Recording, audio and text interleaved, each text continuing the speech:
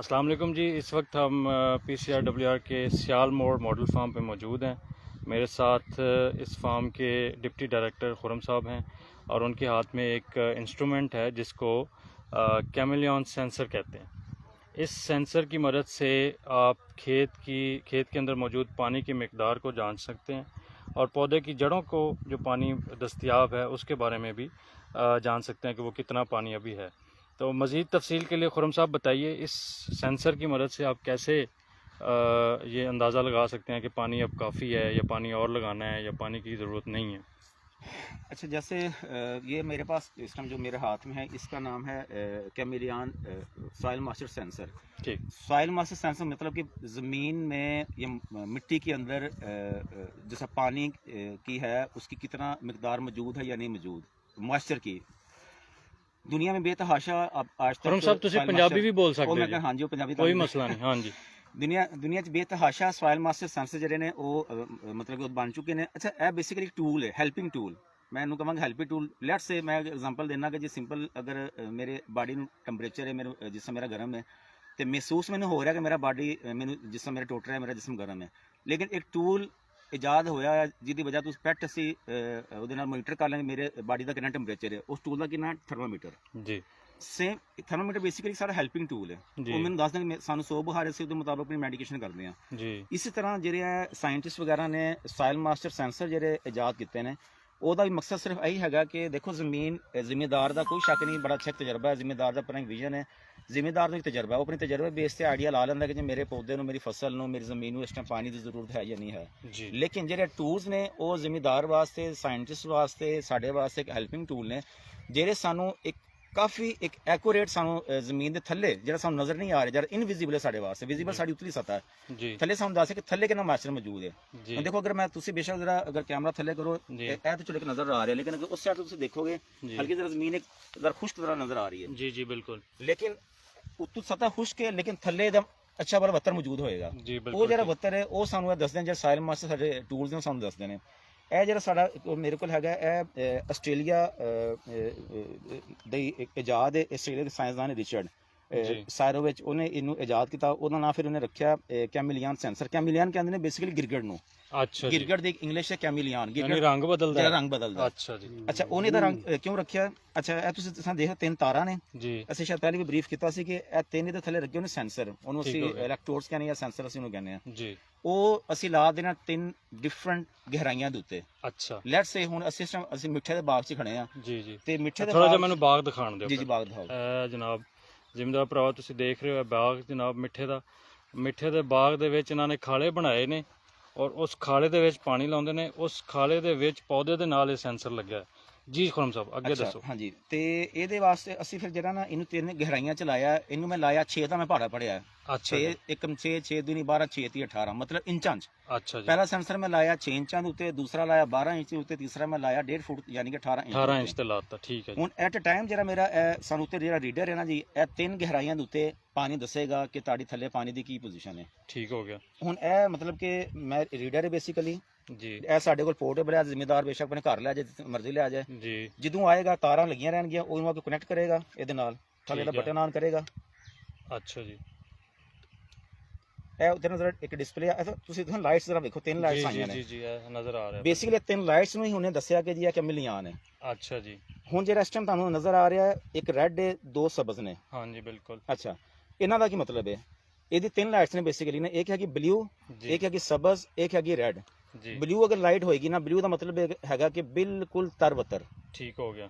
ਜਿਵੇਂ ਅਸੀਂ ਕਹਿੰਦੇ ਨਾ ਜੀ ਪਾਣੀ ਲਾਉਣ ਤੋਂ ਬਾਅਦ ਤਰਵੱਤਰ ਵੀ ਨਹੀਂ, ਤਰਵੱਤਰ ਹੈ ਉਹ ਮਤਲਬ ਫੁੱਲ ਸੈਚੂਰੇਸ਼ਨ, ਹਾਈ ਫੀਲ ਯਾਨੀ ਉੱਤੇ ਪਾਣੀ ਬਹੁਤ ਜ਼ਿਆਦਾ ਪਾਣੀ। ਜਦੋਂ ਅਸੀਂ ਪਾਣੀ ਲਾਉਣ ਤੋਂ ਬਾਅਦ ਕਰਦੇ ਨਾ, ਉਹ ਸਮਝੋ ਨੀਲਾ ਹੋਏਗਾ ਜੀ। ਠੀਕ ਹੈ। ਅੱਛਾ, ਜਦੋਂ ਸਾਡਾ ਉਦੋਂ ਥੱਲੋਂ ਜਿਹੜਾ ਮਾਇਸਚਰ ਪੌਦਾ ਇਸਤੇਮਾਲ ਕਰ ਰਿਹਾ ਜਾਂ ਪਰਕੂਲੇਟ ਹੋ ਕੇ ਥੱਲੇ ਜਾ ਰਿਹਾ, ਜਿਵੇਂ ਉਹ ਫੀਲਡ ਕੈਪੈਸਿਟੀ 'ਚ ਆਏਗਾ, ਜਾਂ ਜਿਵੇਂ ਇੱਕ ਹੁੰਦਾ ਨਾ ਸੋਹਣਾ ਬੱਤਰ ਜਿਹਨੂੰ ਜ਼ਿਮੀਂਦਾਰ ਕਹਿੰਦਾ ਜੀ ਜੀ, ਉਹਦੇ ਵਿੱਚ ਜਿਵੇਂ ਉਹ ਕੰਡੀਸ਼ਨ ਹੈਗੀ, ਇਹਦੀ ਬੱਤੀ ਆਟੋਮੈਟਿਕਲੀ ਸਬਜ਼ ਹੋ ਜਾਏਗੀ।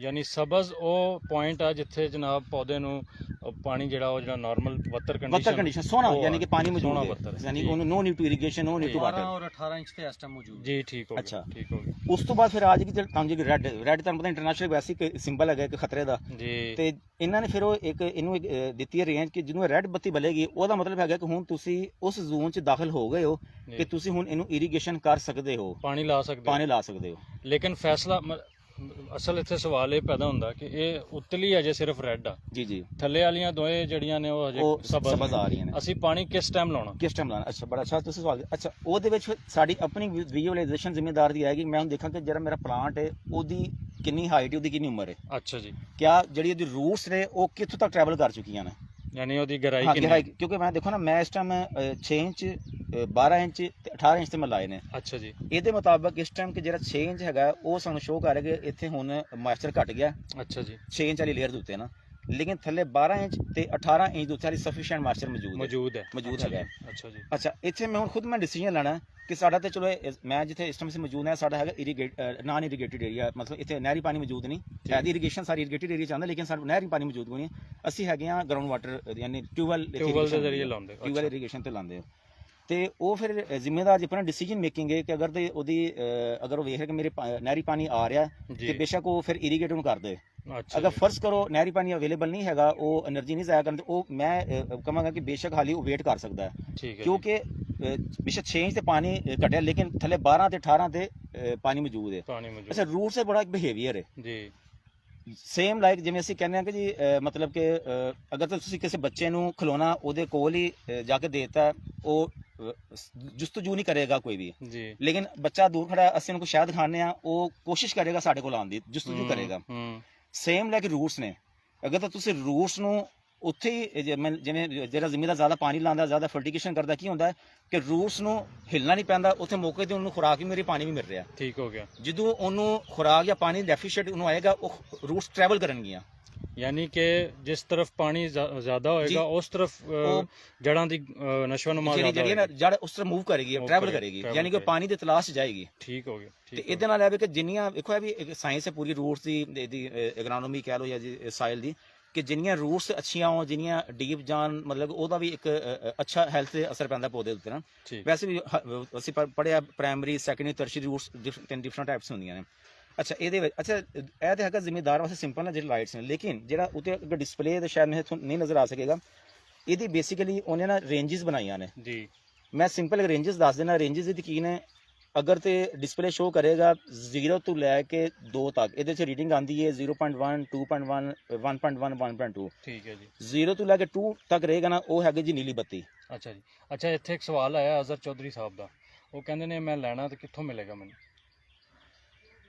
ਮੈਂ ਲੈਣਾ ਕਿੱਥੋਂ ਮਿਲੇਗਾ ਮੈਨੂੰ ਜੀ, ਇਹ ਬਹੁਤ ਇੰਪੋਰਟੈਂਟ ਸਵਾਲ ਹੈ। ਅਸਲ ਚੀਜ਼ ਕੋਆਰਡੀਨੇਟ ਹਮ ਕਰਵਾ ਹਾਂ। ਅੱਛਾ, ਇਹਦਾ ਨਾ ਬੇਸਿਕਲੀ ਫਿਲਹਾਲ ਤੇ ਪਾਕਿਸਤਾਨ 'ਚ ਹੁਣ ਸ਼ੁਰੂ ਕਰ ਰਹੇ ਨੇ ਆਸਟ੍ਰੇਲੀਆ ਵਾਲੀ ਇਹਦੀ ਮਾਰਕੀਟਿੰਗ ਨਾਲ, ਲੇਕਿਨ ਇਹਦੀ ਇੱਕ ਸਾਈਟ ਹੈਗੀ ਹੈ VIA ਵਿਰਚੁਅਲ ਇਰੀਗੇਸ਼ਨ ਅਕੈਡਮੀ। ਠੀਕ ਹੈ ਜੀ। VIA ਤੁਸੀਂ ਗੂਗਲ ਜਾ ਕੇ ਸਰਚ ਕਰੋਗੇ ਨਾ, VIA ਆਸਟ੍ਰੇਲੀਆ ਲਿਖੋਗੇ ਤੇ ਤੁਹਾਨੂੰ ਵੈਬਸਾਈਟ ਆ ਜਾਏਗੀ।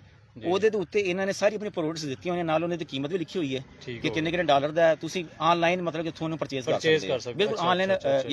ਫਿਰ ਸਰ ਮੇਰੇ ਖਿਆਲ ਤੁਹਾਨੂੰ ਆਪਣੇ ਸਵਾਲ ਦਾ ਜਵਾਬ ਮਿਲ ਗਿਆ ਹੋਗਾ। VIA ਬੇਸ਼ੱਕ ਤੁਸੀਂ ਲਿਖ ਕੇ ਦੇਣਾ ਹੈ ਨਾ, ਵਿਰਚੁਅਲ ਇਰੀਗੇਸ਼ਨ ਅਕੈਡਮੀ ਆਸਟ੍ਰੇਲੀਆ ਜਦੋਂ ਲਿਖੋਗੇ ਨਾ, ਠੀਕ ਹੈ, ਹਾਂ, ਤੇ ਉਹ ਆਟੋਮੈਟਿਕਲੀ ਉਹ ਪਾਥ ਉਹਦਾ ਤੁਹਾਨੂੰ ਰਸਤਾ ਦੇ ਦੇਗਾ, ਉੱਥੇ ਖੋਲ ਦੇਗਾ ਵੈਬਸਾਈਟ। ਉਹਦੇ ਸਾਰੀ ਇਹਨਾਂ ਦੀ ਪ੍ਰੋਡਕਟਸ ਕੀ ਕਿਹੜੀਆਂ ਕਿਹੜੀਆਂ ਨੇ, ਉਹਦੀ ਕੀਮਤਾਂ ਕੀ ਨੇ, ਉਹਦਾ ਸਾਰਾ ਸ਼ਿਪਿੰਗ ਹਰ ਚੀਜ਼ ਉਹਦੇ 'ਚ ਮੌਜੂਦ ਹੈ। ਤੁਸੀਂ ਆਨਲਾਈਨ ਉੱਥੋਂ ਆਰਡਰ ਦਿੰਦੇ ਹੋ, ਤੁਹਾਡੇ ਉਹ ਮਤਲਬ ਕਿ ਆਨਲਾਈਨ ਉੱਥੋਂ ਆ ਜਾ। ਫਿਲਹਾਲ ਪਾਕਿਸਤਾਨ 'ਚ ਮਤਲਬ ਕਿ ਨਹੀਂ ਹੈਗਾ, ਲੇਕਿਨ ਉਹ PCWR ਦਾ ਇਹਨਾਂ ਦਾ ਚੱਲ ਰਿਹਾ ਕਿ ਐਸਾ ਕੋਈ ਮਤਲਬ ਕਿ ਹੋ ਜਾਏ ਮੈਕੈਨਿਜ਼ਮ ਕਿ ਅਸੀਂ ਉਹਨੇ ਇੱਥੇ ਕਮਰਸ਼ਲਾਈਜ਼ ਉਹ ਕਰੇ, ਇੱਥੋਂ ਹੋ ਜਾਏ ਪਾਕਿਸਤਾਨ PCWR ਦੇ ਪੈਨਲ ਦੇ ਥਰੂ। ਕੋਈ ਲਮਸ ਨੂੰ ਵੀ ਇਨਵੋਲਵ ਕੀਤਾ ਹੈ ਤੁਸੀਂ? ਸਰ, ਜਿਹੜਾ ਲਮਸ ਹੈਗਾ ਨਾ, ਲਮਸ ਬੇਸਿਕਲੀ ਉਹ ਇੱਕ ਸੈਂਸਰ ਤੇ ਆਲਰੇਡੀ ਕੰਮ ਕਰ ਰਿਹਾ। ਉਹ ਆਪਣਾ ਸੈਂਸਰ ਉਹ ਬਣਾ ਚੁੱਕੇ ਨੇ, ਬਲਕਿ ਉਹਨਾਂ ਦਾ ਚੁੱਕੇ ਉਹ ਡਾਕਟਰ ਅਬੂ ਬਕਰ ਸਾਹਿਬ ਦਾ ਪ੍ਰੋਜੈਕਟ ਚੱਲ ਰਿਹਾ ਤੇ ਅਗਰ ਇੰਡੀਜਨਾਈਜੇਸ਼ਨ ਹੋ ਸਕਦੀ ਹੈ, ਇਹ ਮੈਂ ਇੱਕ ਕੈਮਲਿਆਨ ਦਾ 2 ਸਾਲ ਪਹਿਲਾਂ ਕੈਮਰਾ ਤੋਂ ਇਸੇ ਰਿਚਰਡ ਦੀ ਲੈਬ ਚੋਂ ਲੈ ਕੇ ਆਇਆ ਸੀ, ਤੇ ਉਹ ਮੈਨੂੰ $200 ਦਾ ਉਦੋਂ ਮਿਲਿਆ ਸੀ। ਮੇਬੀ ਉਹਨਾਂ ਦੀ ਕੀ ਕੀਮਤ ਹੈ, ਲੇਕਿਨ ਅਗਰ ਇਹ ਇੰਡੀਜਨਾਈਜ਼ ਜਿਸ ਤਰ੍ਹਾਂ ਤੁਸੀਂ ਉਹਨੂੰ ਟੈਂਸ਼ੀਆ ਮੀਟਰਸ ਨੂੰ ਤੁਸੀਂ ਜਿਹੜਾ ਹੈ 30,000 ਤੋਂ ਜਾਂ 20,000 ਤੋਂ ਤੁਸੀਂ 3,500 ਤੇ ਲੋਕਲ, ਔਰ ਬਿਹਤਰੀਨ ਇਹ ਹੈ।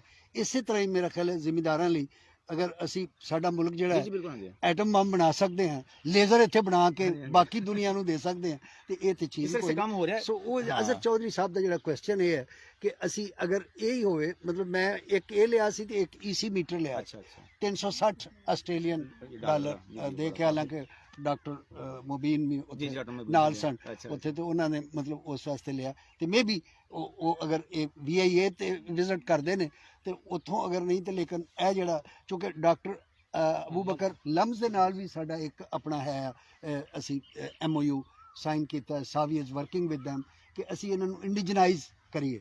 ਤਾਂ ਇਸ ਸਿਲਸਿਲੇ ਦੇ ਵਿੱਚ ਮੇਰਾ ਖਿਆਲ ਹੈ ਕਿ ਅਗਰ ਉਹ ਤੁਸੀਂ VIA ਕੋਲੋਂ ਇਹ ਪਤਾ ਕਰਕੇ ਅਗਰ ਇਹ ਦੱਸ ਦਿਓ ਸਾਨੂੰ ਇੰਡੀਕੇਟ ਕਿ ਇਸ ਵੇਲੇ ਇਹ ਕਿੰਨੇ ਦਾ ਮਿਲਦਾ ਹੈ, ਕਿਉਂਕਿ ਅਸੀਂ ਇਮੀਡੀਏਟਲੀ ਇਸ ਤਰ੍ਹਾਂ ਦਾ ਹੀ ਯੂਨਿਟ ਜਿਹੜੇ ਆ ਆਪਣੇ ਦੂਜੇ ਡੈਮੋਸਟ੍ਰੇਸ਼ਨ ਫਾਰਮ ਦੇ ਉੱਤੇ ਲਾਣਾ ਚਾਹਾਂਗੇ। ਕੈਮਲਾ ਮੇਰਾ ਤਾਂ ਉੱਥੇ ਹੀ ਜ਼ੈਦੀ ਫਾਰਮ ਤੇ ਹੀ ਪਿਆ ਹੈ, ਲੇਕਿਨ ਇਹ ਹੈ ਕਿ ਉਹਨੂੰ ਵੀ ਸੈੱਟ ਕਰਕੇ ਬਟ ਲੇਕਿਨ ਜਿਸ ਤਰ੍ਹਾਂ ਅਜ਼ਰ ਚੌਧਰੀ ਸਾਹਿਬ ਨੇ ਪੁੱਛਿਆ ਹੈ, ਫਾਰਮਰ ਸਾਡੇ ਜਿਹੜੇ ਨੇ, ਅਸੀਂ ਇਸ ਤਰੀਕੇ ਨਾਲ ਦੇਖੀਏ ਕਿ ਅਗਰ ਉਹ ਇਹ VIA ਕੋਲੋਂ ਲੈਣਾ ਜਾਂ ਅਦਰਵਾਈਜ਼ ਅਗਰ ਕੋਈ ਇੰਡੀਜਨਾਈਜੇਸ਼ਨ ਤੇ, ਕਿਉਂਕਿ ਇਹ ਇੰਨੀ ਕੋਈ ਜ਼ਿਆਦਾ ਲੰਬੀ ਚੌੜੀ ਰਾਕਟ ਸਾਇੰਸ ਨਹੀਂ ਇਹਦੇ ਚ ਲੱਗਦੀ। ਅੱਛਾ ਖੁਰਮ ਸਾਹਿਬ, ਇੱਕ ਹੋਰ ਸਵਾਲ ਹੈ ਕਿ ਇਹਦੇ ਚ ਕਿਉਂਕਿ ਲਾਈਟ ਵਗੈਰਾ ਜਲਦੀ ਹੈ ਤੇ ਇਸ ਤੋਂ ਇਲਾਵਾ ਸਰਕਟ ਵਗੈਰਾ ਵੀ ਨਜ਼ਰ ਆ ਰਹੇ ਨੇ ਮੁxtਲਿਫ, ਇਹਦੇ ਦੀ ਕੋਈ ਆਪਣੀ ਬੈਟਰੀ ਹੈ ਜਾਂ ਕਿਸ ਤਰੀਕੇ ਨਾਲ? ਚਾਰਜੇਬਲ ਹੈ, ਸਿੰਪਲ ਹੈ। ਜਿਹੜੇ ਸਾਡੇ ਐਂਡਰੋਇਡ ਦੇ ਚਾਰਜਰਸ ਨੇ ਜੀ ਜੀ ਜੀ, ਉਹ ਜਸਟ ਸਿੰਪਲ ਤੁਸੀਂ ਇਹਨੂੰ ਚਾਰਜੇਬਲ ਕਰਨਾ ਹੈ।